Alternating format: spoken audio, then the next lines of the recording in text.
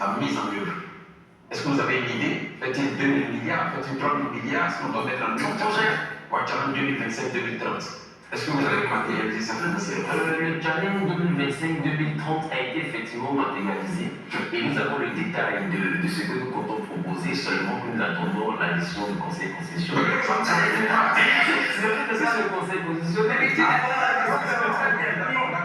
Alors, oui, dernière question. Monsieur Zami, je m'en voudrais de vous poser la question parce que les personnes grecs ont su que vous venez, m'ont dit pourquoi tu me poses la question et je m'en voudrais de vous la poser. Vous êtes un homme de Dieu qui s'aventure sur un terrain en Côte d'Ivoire que j'appellerais très miné, la vie politique en Côte d'Ivoire. C'est très miné, il y a beaucoup de bons artisanat un peu partout. En parenthèse. Donc j'aimerais dire, monsieur Zami, est-ce que vous voulez vraiment gouverner ou est-ce que monsieur Zami qui se fait connaître par les Ivoiriens? C'est ce que je pense, c'est pas ce que je pense. Je pose deux questions. Allez-y. Vous le faites connaître, l'église et autres, ou bien c'est parce que vous êtes juste gouverner? Je pense qu'il y a des pas qu'on ne franchit pas que par nécessité de publicité.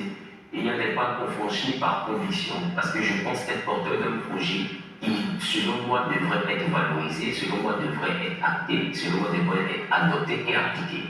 Donc c'est la raison pour laquelle je suis candidat. Maintenant, si l'occasion ne m'est pas donnée, je continuerai à militer pour les valeurs que je pense être vraies en ce qui concerne la réconciliation. Parce que quand on entend les prises de parole, on comprend que les 3 décennies plutôt desquelles Élysée parlait tout à l'heure sont restées ancrées dans le cœur des Ivoiriens comme des éléments qu'ils ne peuvent pas vraiment oublier ni digérer. Quand je le sais que tu n'es pas, si votre candidature n'était pas retenue, ou bien que même si c'est retenu, vous n'avez pas gagné dans les différents candidats que vous regardez dans le marécage politique, qui, selon vous, porte les mêmes valeurs que vous, par exemple? Dans la sphère politique, oui, je préfère me garder de me prononcer là-dessus. Pourquoi? Parce que la paix, selon moi, n'a pas de camp. La paix profite à tous les camps. Donc, quand je milite pour la paix, je milite pour que la gauche et la droite trouvent un moyen de pouvoir faire de la politique, mais de façon plus accessible.